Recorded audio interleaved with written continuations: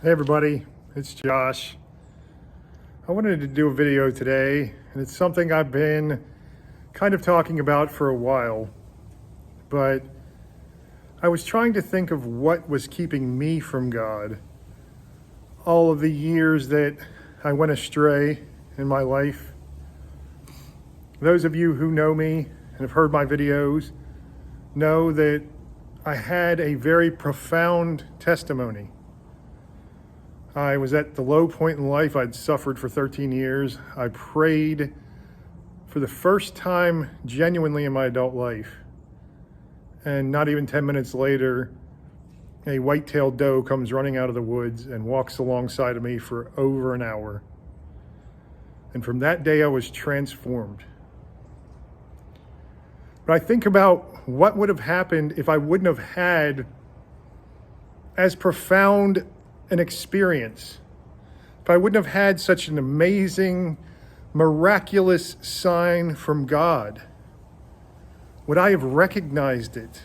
Would I have had understood that God was really reaching out to me, that God really was working in my life? He was there all along when I thought he had abandoned me. I realized that I clung to my sinful nature.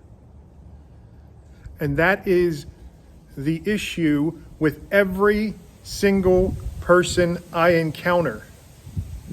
The doubt and the sin. So you might not think that you're a sinful person. You might think you're a good person. I thought I was a good person, and I was far from a good person. This is why being humbled and having the humility to understand our very nature is so important. So I started to think that God did not intervene in my life. I thought I felt God's presence a few times when I was younger. Or actually, when I was a teenager. I thought I'd felt it, but then I just chalked it up to delusion when I got older. I was like, well, that's just like believing in an imaginary friend. I did not think it was true.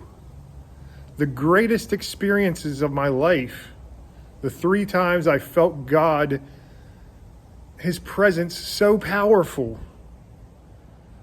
It was peace I'd never experienced before. And I marked it off as, well, that was just some kind of mind trick. I did not understand. So I went through my adult life empty. And I went through my adult life going astray from God. And the thing that I really, truly did not understand was that I was sinful to the core. There was nothing good about me. Even the good that I did was for selfish reasons. I wanted to help others. I did care about others. Now I say there wasn't any good in me, but there is good in all of us. In there, trying to get out, but it gets corrupted so early on. We start seeing how the world goes, and we start seeing the nature of this fallen place. And we assimilate into it at an early age. I loved being part of this broken world. I thought I fit right in. In fact, that's the whole identity that I created for myself, was to make people laugh by just participating in this broken world.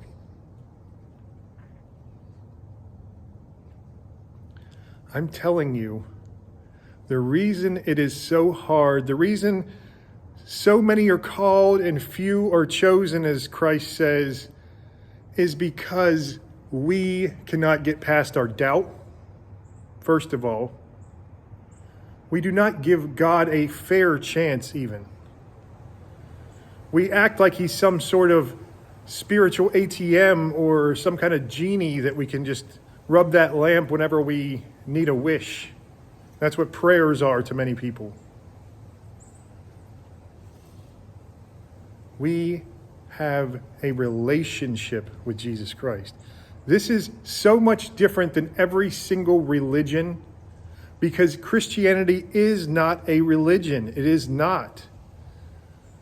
In the Gospels, you see that God, Christ, is telling us that the purpose of our lives is to be in a loving relationship with Him, and therefore in a loving relationship with everyone else, once we do have that connection with Him.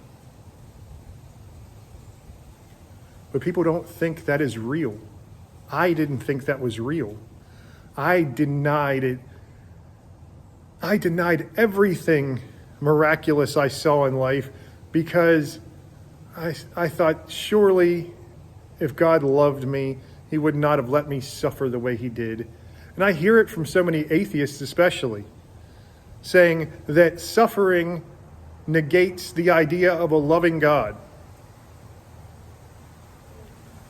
God does not let us suffer because He doesn't love us. God gives us free will to choose to go to Him, to go to the good, or to walk into the darkness, go astray from Him. If we did not have that free will to choose, how would that be a loving God? But there are consequences to our actions when we walk away from Him, and we all do. Every single one of us, even those who do have a relationship with Christ, we all walk away from Him. So I walked away, and the farther I got away from Him, the deeper into hell I got. The more that I suffered, the emptier I felt. You come to a crossroads in your life. Some people call it rock bottom.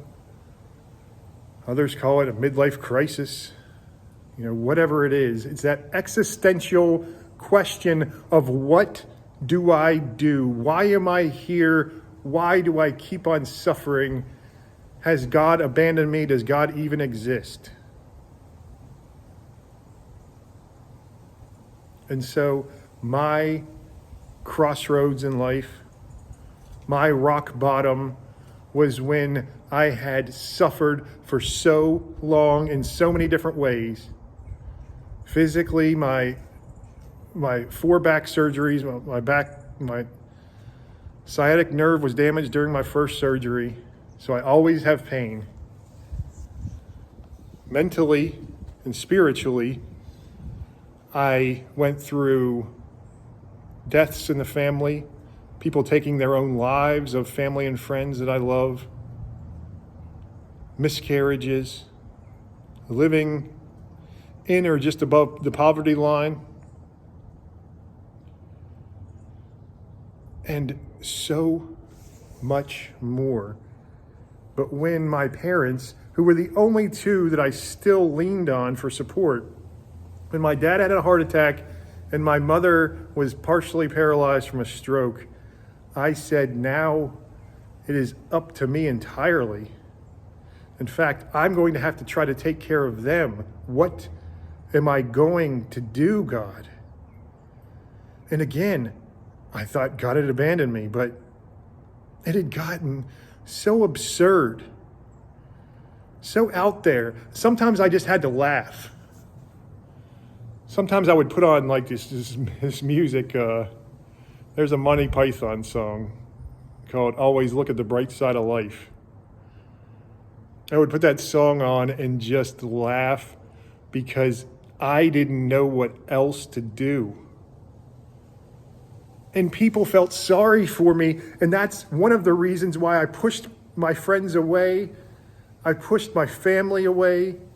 I was angry for the first time in my life. I'd always been a happy person, an optimistic person, always been kind to others. And I just wanted to isolate. I wanted my life to end.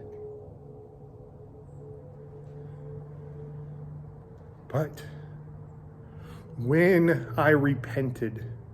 And that prayer was repentance. I cried out to God, please save me. Show me some sort of sign, some kind of guidance, and I will surrender my life to you. Not really thinking I would actually have to do it. No, I needed something profound, and God knew it. And that deer coming out within minutes of me praying like that, within minutes, it was incredible. I'd never heard of anything like that in my entire life. In fact, sometimes I love to tell my testimony. I love to tell people this. But at other times I'm kind of hesitant to, because I don't want people to think that if they don't get some profound sign like this, that they're not getting a sign from God. I don't want to keep this the standard for people. Because whatever way God chooses to speak to you is profound just as much. It means just as much. I didn't want my life to go on the way it was. I didn't want it to go on in this agony, this suffering.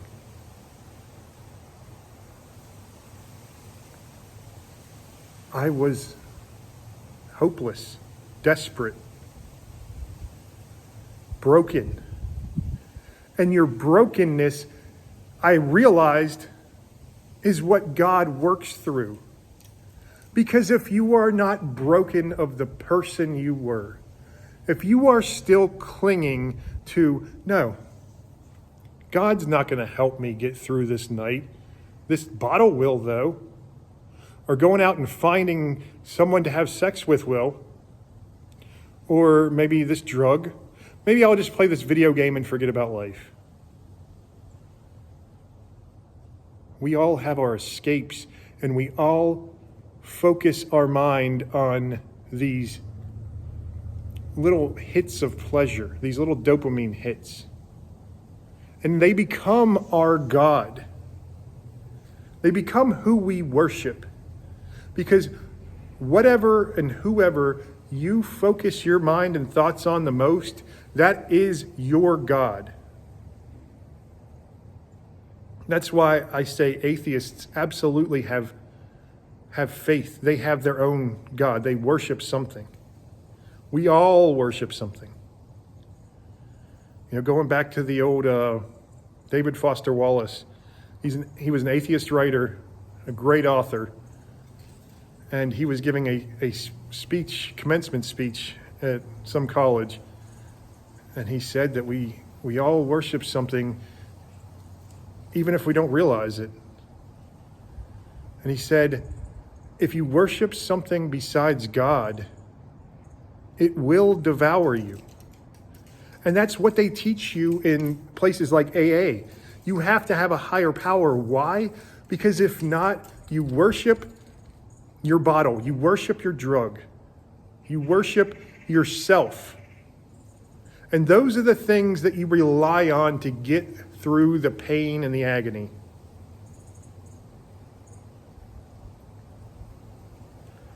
When God showed me that no, he really will be there for me. He really is there for me. I had never been happier in my life. I had never felt so fulfilled in my life. There he is. He shows up at just the right time. Every single time. A freezing cold day, and he gives a warm breeze. Warms me to my soul. God will save you. If you don't believe this, I get it. Few people do. But why don't you let him show you? This is what a lot of people are like, well, how do I start my spiritual journey? How do I start my search for God? And most people say, go and read the Gospels and see all about Jesus Christ. And I tell them, I couldn't read the Gospels. I couldn't understand them. I was an avid reader. I read a book, at least one book a month. I went from fiction to nonfiction every single month from the time I was about 20 or 21. And when I opened the Bible to read it, it was like gibberish. Like my mind, I always say it's like, the monkey with the cymbals just clapping. That's what my mind became. It's like I had severe ADHD every time I tried to read the Bible. I wasn't meant to hear the word yet. So when I tell people how to start their search for God, I say to go to a quiet place, a secluded place, preferably nature, but I understand it's freezing cold here in Raleigh. And I know it's freezing cold in most places around the country and around the world. But still, find seclusion where there's going to be no distractions. It's just you and God. And you will see the miracles he shows you. You will come out and look. Why I say nature is the best place to be? Because you go out here and you see, when you're praying, a cardinal land in front of you and just make eye contact with you. You see a hawk scream and fly through the air. You see a deer walk up on you. The other day I was feeling a little low, not too bad, but I just didn't know where to go with a certain thing in my life. And so I said, God, I know you give me signs all the time, and I don't like to ask you for anything because you've given me so much already. But if you can just give me a sign today, give me some direction, it means so much to me. Please, Lord. And once again, there was a herd of white-tailed does, their little fawns, within minutes of that prayer again.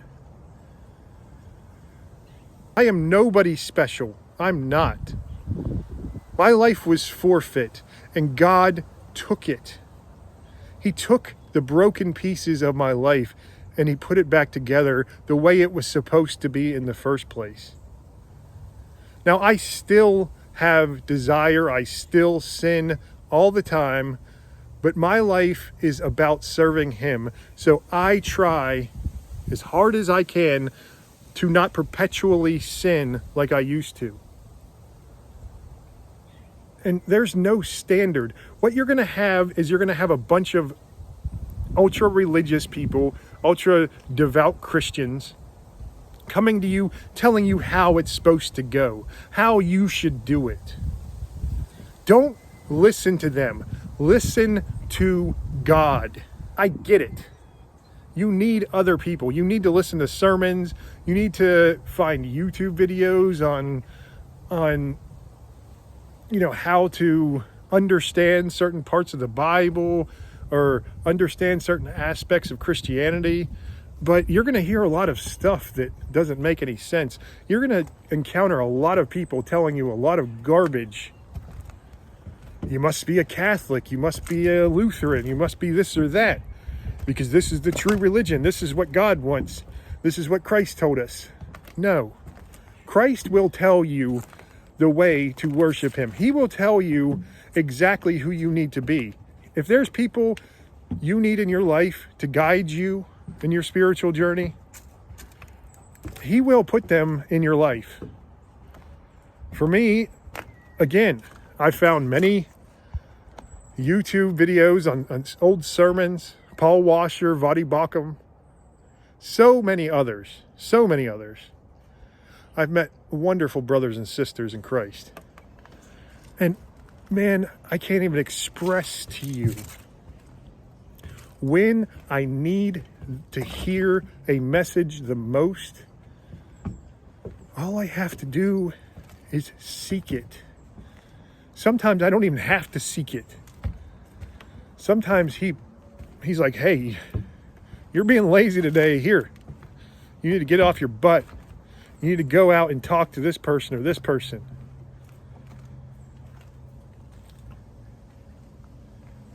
Don't expect anyone else around you to understand. Even Jesus Christ in his hometown said that no prophet is acceptable in his hometown or around his relatives. Don't expect any of your friends to see you, family or friends, to see you as anything other than who you used to be until you start to show them. Just like God has done in almost every story in the Bible, he shows, he doesn't tell. There's a time for talking and a time for telling, but God prefers you show. I don't go out and tell somebody, I'm so holy, listen to me. No. If somebody tells me that, I laugh. You must show them. You will know them by their fruits. Who you can trust. And again, trust man only as much as God tells you to. Because man will always let you down. You see how imperfect you are, so is the person you are listening to. They might have a profound message for you. It might be a message that's directed exactly at you, what you need to hear. That does not mean they're some kind of great holy prophet. It means that they're letting God work through them. And sometimes I hear messages from God through secular sources, through people's songs or literature or poems or art, who aren't even Christians, who don't even believe in God. He will talk to you however you need it. So don't be discouraged on your spiritual journey. Don't feel like you have to go to a certain church. There's benefits of church for sure, but there's a lot of cons to going to church too, because there's a lot of people there. Sometimes the entire church, a lot of times actually, unfortunately, people who have not been born again. Now, people who have been born again, I think it's great for you to go to church to start to help them, enlighten them. Don't go in there saying, I'm born again, you guys don't know what you're talking about. No. Again, show, don't tell. If people know you, or even if they think they're better than you, as a lot of church pastors and leaders and congregants do, they're not going to get it. They're going to feel superior to you, someone who has just come to the faith. They're going to think that you haven't talked to God. I talked to God. Who do you think you are? Don't challenge their righteousness. Go there humbly and show them how God has transformed your life, or show them how you're seeking God. And maybe someone whose life has been transformed will help you. What I can say, the most important thing, besides going out and seeking God in the wilderness or in a secluded place, is to always be led by love. If you feel your desires leading you around, that is not of God. If you feel your emotions tugging at you, telling you, oh, well, I was better off when I was just not even worried about God. That's a common emotion for sure. People are like, well, at least the alcohol. There's my cardinal flying by. at least the alcohol, it would get me through the night. I cry out to God and I don't hear a thing. If you don't have the patience, if you feel that being led by your desires is more important than seeking God and putting that time and effort and sacrifice into knowing God, then you're not ready yet. We're not supposed to say that as evangelists, but sometimes you're just not ready. I'm not saying that you shouldn't attempt to seek God. I think everybody should, but if I go tell an alcoholic who doesn't want to stop drinking, hey, look, here's what happened to my life. Here's how your life can change.